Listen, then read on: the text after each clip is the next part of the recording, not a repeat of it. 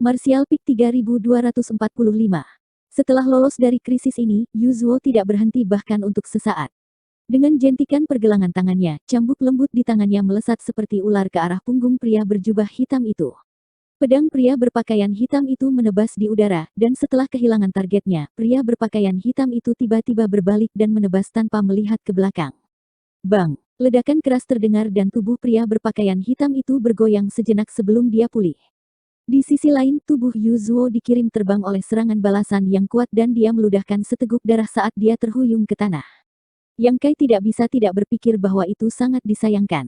Jika Yuzuo memiliki kultivasi yang sama dengan lawannya, serangan itu sudah cukup untuk mengamankan kemenangannya. Namun, karena perbedaan dalam kultivasi mereka dan serangan tergesa-gesa Yuzuo, dia tidak dapat memanfaatkan kesempatan ini dan malah menderita beberapa luka ringan. Dalam sekejap mata, mereka berdua telah menyelesaikan satu putaran tahapan yang mereka lewatkan. Itu benar-benar pemandangan yang mempesona. Yang Kai tidak bisa membantu meningkatkan semangatnya. Dia tidak menyangka akan bertemu keduanya di pertandingan pertama hari itu. Dia tahu bahwa baik Yuzuo dan pria berpakaian hitam memiliki kekuatan luar biasa di tahap Daosos dan bahkan di antara tiga kekuatan teratas mereka adalah orang-orang yang harus dipelihara dengan hati-hati. Dia benar-benar tidak tahu bagaimana mereka telah berkultivasi ke tingkat seperti itu. Dia tiba-tiba menyadari bahwa dia telah meremehkan semua sekte di dunia. Agar sekte dapat bertahan kurang dari 10 juta tahun, harus ada alasan untuk keberadaannya. Bukan hanya sekte teratas yang bisa menghasilkan bakat luar biasa. Dia tiba-tiba teringat Luo Yuan dari sekte 8 arah. Selama Four Seasons Land Trial, reputasi dua orang telah terpenuhi. Salah satunya adalah dirinya sendiri, seseorang yang telah menggunakan kultivasi tahap Daosos untuk memurnikan pil yang menantang surga, membuatnya sulit untuk menghindari perhatian, sementara yang lain adalah Luo Yuan dari Sekte 8 Arah. Sekte 8 Arah dianggap sebagai sekte kecil di domain selatan dan bahkan lebih rendah dari Sekte Bulu Biru di masa kejayaannya, tetapi Luo Yuan, yang berasal dari Sekte 8 Arah, bahkan tidak takut pada Wu Chang. Dia telah bertarung hebat dengannya dan tidak dirugikan, menunjukkan betapa kuatnya dia. Memikirkan kembali Luo Yuan, dia telah melihat seorang pria yang terlihat agak mirip dengan Luo Yuan kemarin, tetapi dia terlalu jauh dan tidak memperhatikannya, jadi dia tidak tahu apakah itu dia. Mungkin itu benar-benar pria itu. Bagaimanapun, Sekte 8 Arah juga berasal dari wilayah selatan, jadi tidak ada alasan bagi mereka untuk tidak berpartisipasi dalam pertemuan bela diri. Saat dia tenggelam dalam pikirannya, Yuzuo dan pria berjubah hitam itu mulai bertukar pukulan lagi. Di atas panggung, kedua sosok itu terus bertukar pukulan, satu pedang dan satu cambuk beradu, menciptakan serangkaian suara dentang. Salah satu dari mereka memiliki momentum yang kuat sementara yang lain gesit benar-benar bertarung bolak-balik. Ini bukan pertempuran sepihak, dan situasi di sini telah menarik perhatian banyak pembudidaya. Tidak lama kemudian, ring ke-8 dipenuhi dengan orang-orang, semuanya menatap ke arah panggung dengan ekspresi serius, diam-diam bertanya-tanya bagaimana mereka akan menang jika mereka bertemu dengan dua lawan ini. Yang Kai juga menonton dengan penuh minat. Jika bukan karena Istana Surga Tinggi tidak perlu membuka gerbang gunung untuk menerima murid, dia mungkin akan meminta Hua Qingxi untuk mengadakan kompetisi yang begitu menarik. Meskipun kompetisi semacam ini agak membosankan, itu memang cara terbaik untuk memilih talenta yang luar biasa, tetapi temperamen dan karakter seseorang tidak dapat dijamin. Setelah waktu yang dibutuhkan untuk membakar dupa, ekspresi pria berpakaian hitam itu menjadi lebih kejam. Lagi pula, menurutnya, jika kultivasi lawannya sedikit lebih rendah, dia seharusnya dapat dengan mudah menghadapinya, tetapi kenyataannya adalah bahwa wanita yang melompat-lompat itu sebenarnya adalah lawan terkuat yang dia temui sejauh ini. Hal ini menyebabkan dia merasa agak malu dan serangannya menjadi lebih ganas. Di sisi lain, meskipun Yuzuo mampu menggunakan reaksi cepat dan teknik gerakan gesitnya untuk terus bersaing dengannya, kesenjangan antara kultivasi mereka masih yang terbesar. Sudah cukup sulit baginya untuk menang sejauh ini, jadi hampir tidak mungkin baginya untuk menang. Kedua ekor kudanya agak berantakan, dan banyak dari mereka telah dipotong setengah oleh pedang lawannya, membuatnya terlihat sangat menyedihkan. Saat dia terengah-engah, dadanya naik turun, dan wajahnya dipenuhi keringat, tetapi dia masih menggertakkan giginya dan menolak untuk mengakui kekalahan. Namun, Yang Kai bisa dengan jelas melihat tangannya gemetar saat dia memegang cambuk panjang, terus-menerus bertukar pukulan dengan pedang lawannya. Kekuatan kekerasan dari cambuk bukanlah sesuatu yang bisa dia tahan lama. Pria berpakaian hitam itu jelas tahu bahwa kekuatannya berkurang, jadi dia tidak memberi Yuzuo waktu untuk bernapas, memaksanya untuk melawannya secara langsung.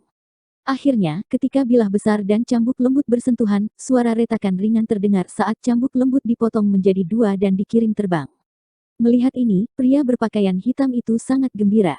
Dia sudah muak dengan cambuk lawannya, dan sekarang setelah dia mematahkan artefak ini, bagaimana mungkin lawannya memiliki kekuatan untuk melawan. Melihat ke atas, matanya bersinar dengan cahaya dingin, dan sedikit kepanikan melintas di wajah Yuzuo saat dia buru-buru mundur.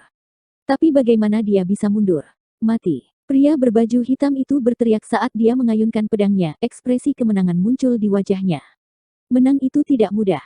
Namun, sebelum dia bisa menyelesaikan pemikiran ini, kepanikan di wajah Yuzuo tiba-tiba menghilang dan cahaya licik melintas di matanya.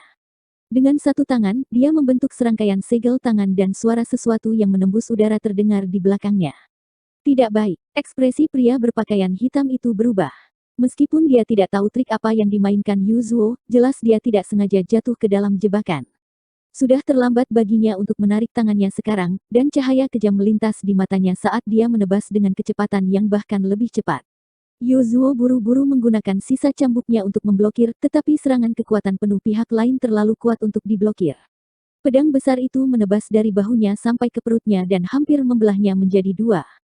Kekuatan pukulan yang luar biasa mengirimnya terbang seperti boneka kain. Di udara, dia mengganti segel tangannya lagi. Pria berpakaian hitam itu merasakan tubuhnya menegang saat dia akhirnya mengerti apa yang sedang dilakukan Yuzuo. Setengah sisa cambuk lembut yang telah dikirim terbang olehnya telah mengambil kesempatan untuk membungkus dirinya di sekelilingnya, membuatnya lengah. Kekuatan yang tidak dapat dijelaskan muncul dari cambuk lembut dan menekan kultivasinya, menyebabkan soski di tubuhnya menjadi agak lamban. Ketika dia mengangkat kepalanya lagi, ekspresi putus asa muncul di wajahnya. Saat dia terbang mundur, Yuzuo mengguncang setengah cambuk lembut di tangannya dan mengirimnya terbang ke dahinya. Jika titik ini tercapai, dengan kondisinya saat ini, dia pasti akan mati. Akui kekalahan. Dia buru-buru berteriak. Cambuk panjang itu tiba-tiba berhenti 1 inci dari dahinya, hanya sedikit menembus kepalanya. Ki dari ujung cambuk itu seperti penusuk menusuk dahinya dan menyebabkan dia berkeringat dingin. Setengah dari cambuk panjang ini telah dilempar keluar dari tangan Yuzuo, jadi alasan cambuk itu berhenti di depannya secara alami bukan karena kendali Yuzuo tetapi karena Yang Kai. Saat dia meneriakkan kata, menyerah, Yang Kai mengulurkan tangannya dan meraih cambuk melindungi hidupnya. Pada saat yang sama, dia mengangkat tangannya yang lain dan mengirim Yuzuo terbang ke udara. Pria berpakaian hitam itu menoleh dengan kaget, ekspresinya tiba-tiba menjadi sangat jelek karena tubuh Yuzuo melayang di tepi ring, hanya sedikit menjauh darinya. Semua usahanya sia-sia. Jika dia sedikit lebih lambat dalam menyerah, Yuzuo pasti akan kalah. Tetapi dalam krisis hidup atau mati ini, bagaimana dia bisa berani ragu? Mengutuk dirinya sendiri sekarang tidak ada gunanya. Ketika Yang Kai melepaskan cengkeramannya, cambuk lembut yang berhenti di depan dahi pria berpakaian hitam itu jatuh ke tanah, sementara tangannya yang lain sedikit ditarik. Yuzuo yang telah diangkat oleh kekuatan tak terlihat perlahan melayang di depannya. Menatap wanita itu, Yang Kai mengerutkan kening. Pertempuran pertama ini bisa dikatakan sangat brutal. Meskipun pria berpakaian hitam itu tidak terluka parah, dia baru saja melakukan perjalanan ke gerbang neraka. Setelah menderita kerugian yang begitu besar, dia mungkin tidak akan berani meremehkan siapapun yang lebih lemah dari dirinya sendiri. Yuzuo bahkan lebih menderita. Dia sudah berada pada posisi yang kurang menguntungkan dalam konfrontasi langsung, dan pada saat ini, kedua tangannya gemetar tak terkendali, dan ada luka berdarah di bahunya hingga pinggangnya, menyebabkan darah menyembur keluar. Itu adalah pemandangan yang tragis. Ini sudah bisa dianggap cedera serius. Meskipun hidupnya tidak dalam bahaya, jika dia tidak memperlakukannya dengan baik, dia tidak akan mampu menghadapi pertempuran yang akan datang. Menghela napas ringan, Yang Kai berjongkok dan meletakkan satu tangan di bahu Yuzuo, menggunakan kaisar Qi-nya untuk menstabilkan luka-lukanya sementara tangan lainnya diam-diam mengeluarkan pil penyembuhan dan memasukkannya ke dalam mulut Yuzuo. Mata Yuzuo agak kosong, jelas baru saja dipukuli dengan cukup parah dan masih belum pulih sepenuhnya. Ketika dia melihat Yang Kai merawatnya, dia tidak bisa menahan perasaan sedikit malu dan bertanya dengan suara gemetar, apakah saya menang? Yang Kai menatapnya tanpa ekspresi dan menyatakan 3018 menang. Mendengar ini, mata Yuzuo berbinar gembira saat dia tersenyum bahagia. Ketika pria berpakaian hitam itu memanggilnya menyerah, dia belum jatuh dari panggung, jadi tentu saja dia menang. Namun, Yuzuo segera tidak dapat tersenyum karena rasa sakit yang hebat dari luka di pinggangnya. Dia memaksa dirinya untuk melihat ke atas dan langsung tersipu. Tempat di mana dia dipukul oleh pria berjubah hitam itu ditutupi pakaian compang camping dan pakaian dalamnya yang indah terbuka. Orang lain mungkin tidak dapat melihatnya karena sudutnya, tetapi wasit berjongkok di depannya, jadi bagaimana mungkin dia tidak melihatnya. Dalam sekejap, Yu Zuo ingin pingsan. Yang Kai benar-benar tidak memperhatikan ini, hanya berpikir bahwa wanita ini terlalu pekerja keras. Ketika dia menyadari bahwa kulitnya agak pudar, dia mengalihkan pandangannya ke arahnya dan ekspresinya berkedut. Mengambil sepotong pakaian dari cincin luar angkasa, dia menutupi lukanya dan berteriak, siapa sesama muridnya. Segera, dua wanita cantik bergegas dan menangkupkan tinju mereka, senior. Bawa dia pergi untuk sembuh, Yang Kai melambaikan tangannya.